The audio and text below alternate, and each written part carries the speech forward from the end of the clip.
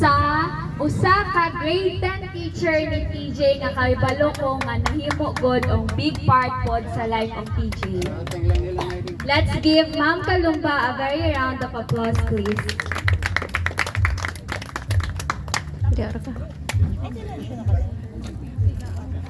Hello, mayong hapon na itong tanan. To DJ, under siya sa akong advisory class when he was in grade 10 sa Shato National High School.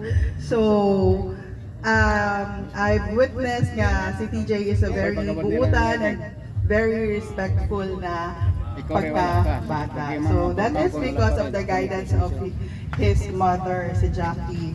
Maayo-kaayo nga pagkadako niya ka, TJ. And now, misang wala na siya sa Shato National High School.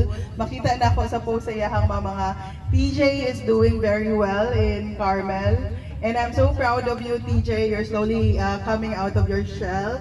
And keep up the good work. So, with all your dreams, never stop chasing for that dreams. And always remember that sky is the limit. So, happy birthday and thank you for that.